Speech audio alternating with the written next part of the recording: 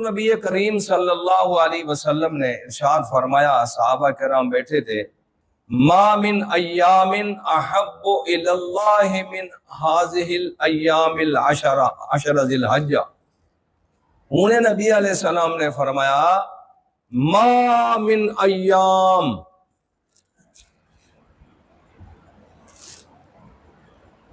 احب الی اللہ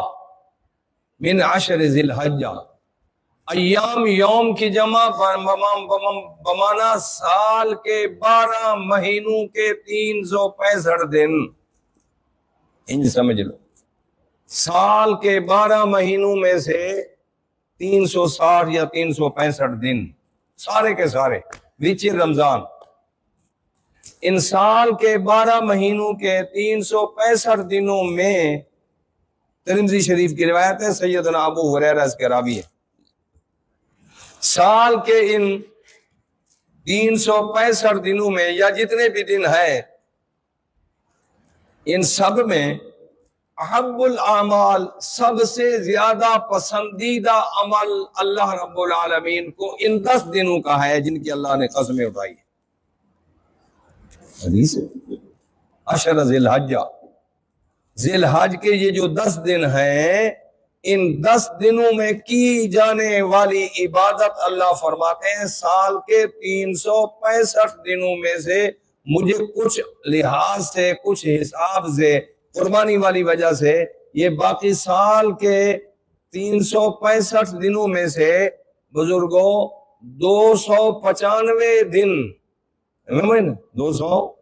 نہیں 365 دنوں میں سے 10 نکالے 355 دنوں والی عبادت بھی مجھے پسند ہے، لیکن ان 10 دنوں والی جن میں قربانی کے 10 دن ہیں، یہ 355 دنوں کی عبادت سے مجھے یہ زیادہ پیاری لگتی ہے۔ صحابہ تو حیران ہو گئے، انہیں کہا یا رسول اللہ پھر بتاؤ نا کیسے اس میں کیا عبادت کریں، اتنے جو پیارے ہو گئے یہ دن؟ تو حضور علیہ السلام نے فرمایا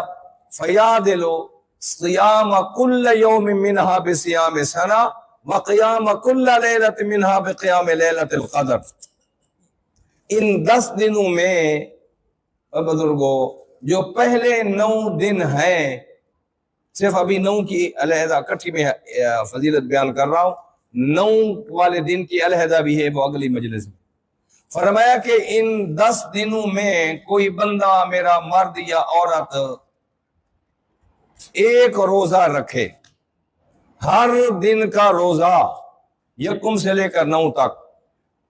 جس دن کا دل کر جائے، پہلی دن کا رکھو، 2 کا رکھو، سارے رکھو، 9 کے 9 رکھو۔ روزہ صحت ہے، معدہ ٹھیک ہوتا ہے، بیماریاں جاتی ہیں، ذہن تازہ ہوتا ہے، حافظہ بڑھ جاتا ہے، روزے کے تو فضائل ہی فضائل۔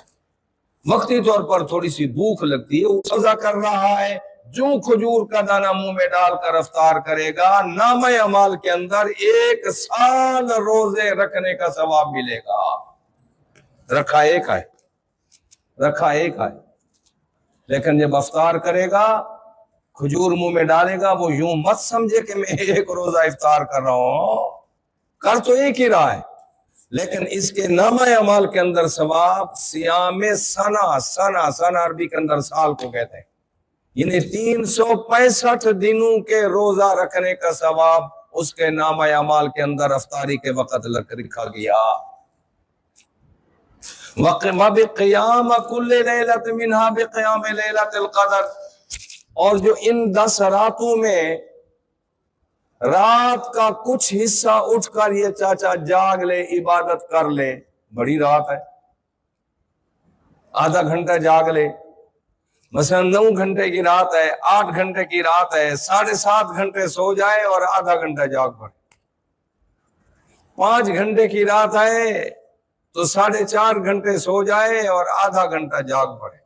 بس۔ تو فرمایا مجھے کبریائی کی قسم، جب یہ تہجد پڑھ کے دعا مانگنا شروع کرے گا،